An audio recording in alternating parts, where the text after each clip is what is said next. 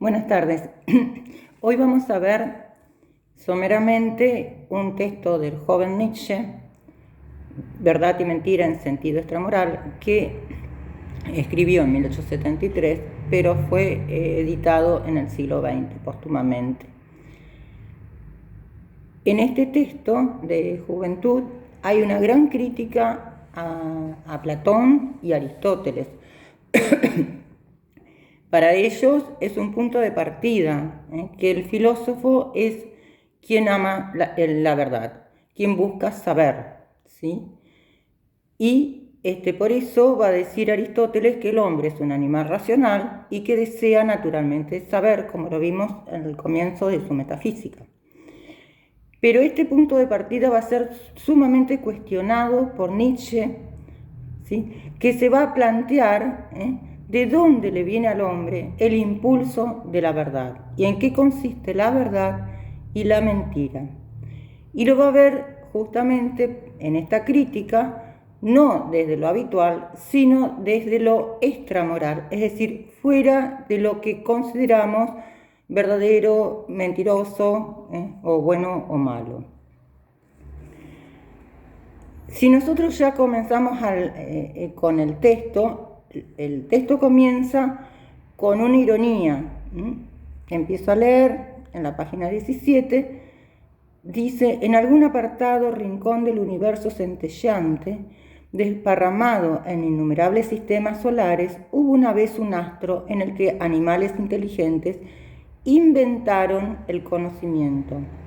Fue el minuto más altanero y falaz de la historia universal, pero al fin de cuentas, solo un minuto. Tras breves respiraciones de la naturaleza, el astro se heló y los animales inteligentes hubieron de perecer. Fíjense, el conocimiento fue un invento. Fíjense qué diferencia hay entre la consideración de Aristóteles: el hombre desea naturalmente saber, naturalmente porque es un animal racional, a decir que el conocimiento es un invento. ¿Qué significa que es un invento? Que no es nada natural, que es algo arbitrario, que podría darse o no darse, ¿sí? Y que esto ocurrió, dice él en este relato, en un minuto de lo que es la historia del universo, y no trajo ninguna consecuencia. Estos hombres débiles perecieron y nada más pasó. Es decir, el hombre no es centro del universo en Nietzsche, en absoluto. Pero los hombres creen que con el conocimiento llegan a la verdad, ¿sí? Y quien más lo considera así es el filósofo. Y él dice, en la página siguiente, el más soberbio de los hombres, porque en realidad cree que todo mira alrededor del filósofo, pero eso es una falacia, es falso, es una ficción. ¿Y para qué tenemos conocimiento? Él dice que lo inventó el intelecto para poder sobrevivir, al no tener plumajes, ni alas, ni picos, ni colmillos. El hombre se ejercitó en el conocimiento. Pero el conocimiento, dice, el intelecto, como medio de conservación del individuo, desarrolla sus fuerzas principales fingiendo. Y fíjense, si tienen en mente los textos de Rousseau, los dos discursos, acá también habla del arte de fingir: el engaño, la adulación, la mentira, el fraude, la murmuración, la farsa, el vivir del brillo ajeno, el enmascaramiento, etcétera, etcétera. Es una descripción que hace Nietzsche del intelecto, pero a diferencia de Rousseau, no tiene una valoración negativa, es decir, no considera que sea malo el intelecto. Es un modo de subsistencia, ¿sí? No es ni bueno ni malo, está en un sentido extramoral. Pero, ¿y entonces para qué buscamos la verdad? ¿Cuál es el impulso que nos lleva a la verdad? Él dice que los hombres hacen un pacto social y por el poder legislativo del lenguaje, fíjense, hay un poder del lenguaje y un poder de legislar ¿Qué significa? Que llamaremos a alguien rico si tiene tales características y a alguien pobre si tiene otras características. Dado ese carácter legislativo del lenguaje, será verdadero quien acepte, ¿no es cierto?, las características dadas para juzgar a alguien. Y será mentiroso quien no lo haga. Es decir, cuando el pobre dice yo soy rico, es una mentira. Pero ¿por qué es dejado de lado o por qué es mal mirado por la sociedad? ¿Porque dice una mentira o por los perjuicios que una mentira trae? Es decir, verdad y mentira se han establecido de una manera arbitraria, el lenguaje es arbitrario, pero se han olvidado los hombres de ese origen. Entonces, inconscientemente parece que buscáramos la verdad, pero muchas veces no queremos ni saber la verdad. Es decir, buscamos la verdad y eludimos la mentira siempre que haya un perjuicio de por medio, no por sí misma, ¿sí? El lenguaje, entonces, es el primer creador de ficciones, ¿sí? El lenguaje lo caracteriza como arbitrario e inconsciente, porque sin querer, o sea, sin darnos cuenta, inconscientemente creemos que buscamos la verdad. Pero la verdad consiste solo en aceptar la legislación de ese lenguaje en un idioma determinado. Y va a preguntarse qué es una palabra, y él va a decir que es un impulso nervioso, hay un corte abrupto, en otro momento es una imagen y en otro momento es un sonido. De uno al otro no hay relación y palabras y cosas no tienen relación. Por eso el lenguaje es arbitrario, es decir, no es arbitrario porque cada cual pueda decir lo que quiere, es arbitrario en relación a las cosas.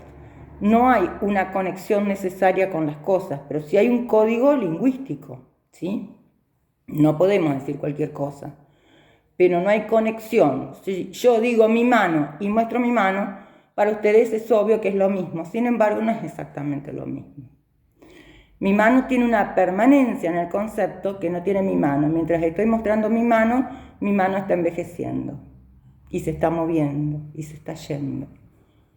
La fijeza, la firmeza, la perseverancia de las palabras no están las cosas devienen, las palabras son. ¿Sí? No sé si estamos hasta acá, el poder legislativo del lenguaje. Otra cuestión es cómo se forman, fíjense en la página 23, cómo se forman los conceptos. Los conceptos se forman, dice, por la equiparación de casos no iguales. Él da el ejemplo de hoja de la planta. Para formar el concepto debo dejar de lado todo lo distinto, es decir, si la hoja es verde, grande, chica, con forma aserruchada, con, no sé, distintas cuestiones. Solo me va a quedar algo abstracto, universal y descolorido. Y formaré el concepto hoja, por ejemplo, la función tiene la función de la fotosíntesis y la transpiración en la planta, pero deja de lado ese concepto y esa definición toda diferencia con otros casos y deja de lado la existencia. Es decir, puede haber conceptos de cosas que no existen, ¿sí? Tenemos el concepto de unicornio y unicornio no existen. Esos conceptos se convierten en arquetipos, es decir, en base a esos conceptos voy a juzgar si un elemento que encuentro en la naturaleza es o no una hoja. Es decir, en definitiva, el lenguaje es quien tiene el poder de determinar qué son las cosas. ¿Sí? En cambio, las metáforas son individuales y no tienen reiteración. Ahora vamos a entrar en qué son las metáforas. Entonces se pregunta, el otro texto que es bastante interesante, en la página 25, ¿qué es entonces la verdad? Y dice, una hueste en movimiento de metáforas, metonimias, antropomorfismos, en resumidas cuentas, una suma de relaciones humanas que han sido realzadas, extrapoladas y adornadas, poética y retóricamente, y que después de un prolongado uso, un pueblo considera firmes, canónicas, vinculantes. Las verdades son ilusiones de las que se ha olvidado que lo son. Metáforas que se han vuelto gastadas y sin fuerza sensible. Monedas que han perdido su troquelado y no son ahora ya consideradas como monedas, sino como metal. Es decir, la verdad no se da entre conceptos en un juicio, sino dice, una hueste, ahí está usando una metáfora, una hueste es un ejército en la lucha, en movimiento, de metáforas, metonimias y antropomorfismos. ¿Qué son las metáforas? Bueno, acá hay toda una crítica también a Aristóteles que nosotros no vamos a considerar. Vamos a lo más sencillo. Las metonimias son desplazamientos de palabras, o sea, se va de una palabra a otra palabra. Hay distintos tipos de metonimias que han sido estudiados por la lingüística y también por el psicoanálisis. Concretamente, me remitiré a Jacques Lacan. Por ejemplo, si uno dice, o dice la Biblia, ganarás el pan con el sudor de tu frente, en realidad el sudor de tu frente no es la causa de que te ganes el pan, sino el efecto. La causa es el trabajo y el efecto es el sufrimiento. Otro ejemplo de metonimia, cuando uno dice me voy a tomar un liso. El liso es la medida que tiene el vaso para la cerveza. En realidad es una metonimia, no me voy a tomar un vaso. No, lo que me voy a tomar es el contenido del vaso. Otro ejemplo es decir, el brazo del sillón. El sillón no tiene brazos, en realidad no tiene brazos. Perdón. Otra cuestión es el todo y la parte. Dice Lacan, como ejemplo de metonimia, volverán las 30 velas para referirse a 30 barcos. Obviamente que un barco a vela tiene más de una vela. Pero al decir volverán las 30 velas se sobreentendía que volverían esos barcos. Otra cuestión es la parte y el todo. También no es cierto. No había un alma.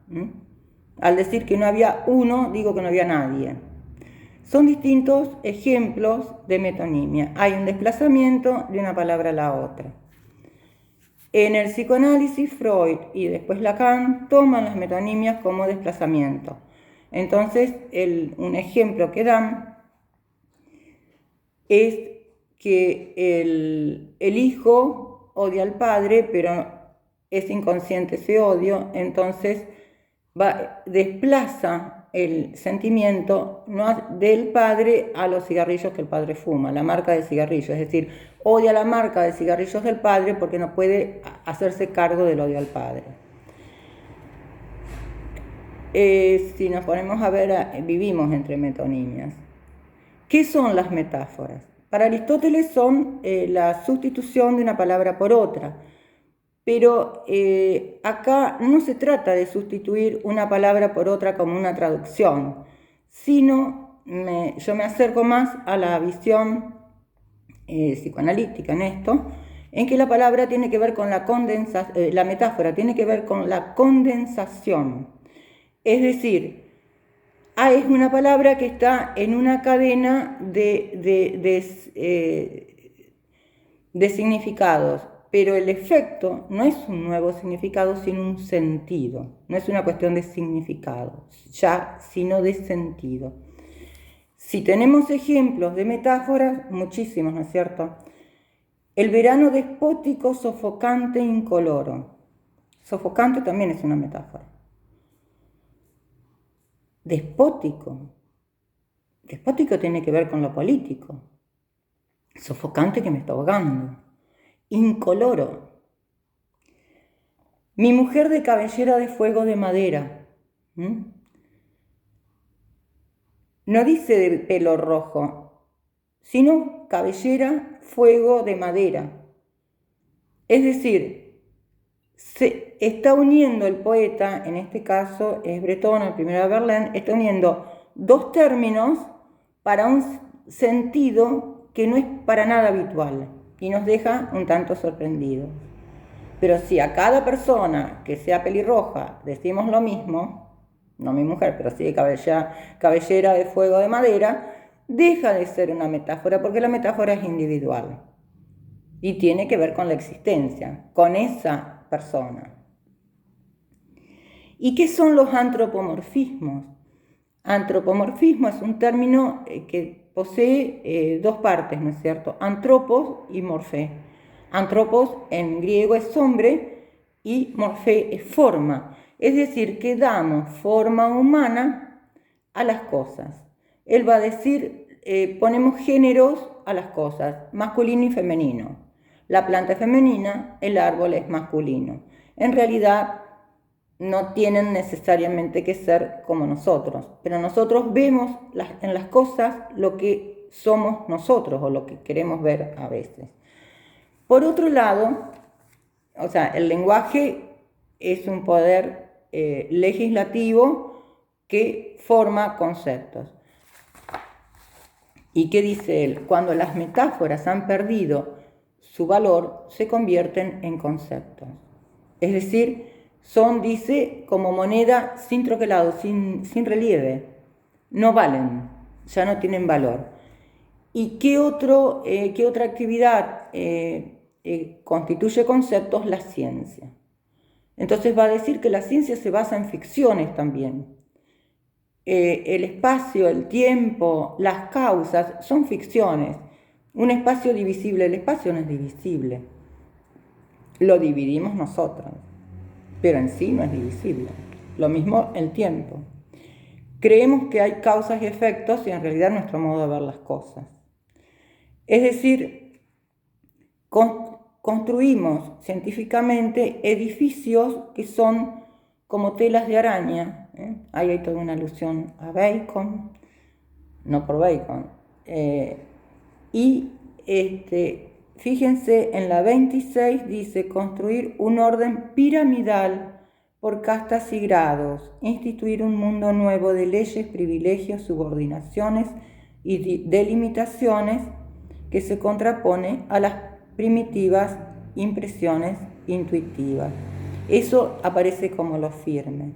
Es decir, el orden del conocimiento no es un orden en el que todo tiene valor, sino un orden piramidal, por castas, un orden totalmente jerárquico, delimitado.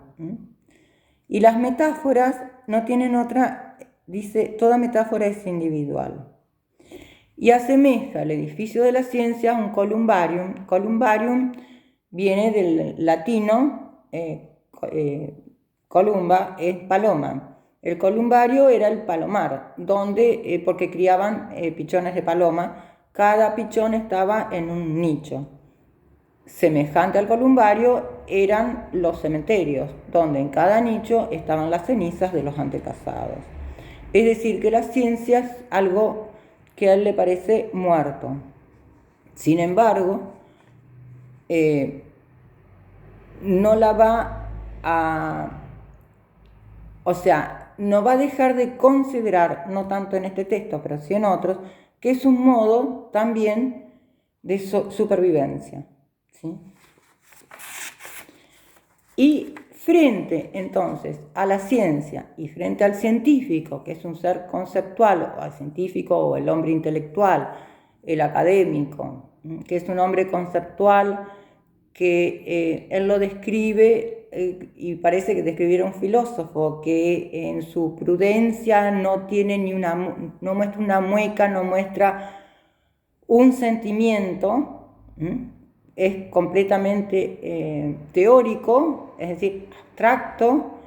Frente al científico u hombre intelectual se encuentra el hombre intuitivo, es decir, el poeta, que dice tropieza siempre con la misma piedra porque cada cuestión la ve como individual. ¿Por qué el poeta y por qué el arte no son mentirosos? se está tratando, en este caso, mujer de cabellera de fuego de madera. No es que se le prende fuego. El significado de fuego no tiene nada que ver con el de cabellera. ¿Por qué, sin embargo, no es mentiroso? Porque sabe de su ficción y sabemos que es ficción y disfrutamos en la ficción. Es decir, las metáforas y metonimias, por eso tomaba Lacan, tanto para Lacan como para Nietzsche, desde dos puntos de vista distintos, tienen algo en común, y el lenguaje en general en Nietzsche. Es arbitrario, se vuelve inconsciente la cuestión de la verdad, y también hay un disfrute, sobre todo un disfrute en el hombre no intelectual, sino en el hombre poético. Un disfrute cuando vemos una película, sabemos que no es real, pero nos identificamos y parece que estamos participando de la acción, de la trama, de los diálogos o de la aventura que sea. Es decir, es mucho más lúcido el arte que la ciencia. ¿Por qué es más lúcido? Porque juega con el lenguaje de una manera totalmente nueva. Buenas tardes.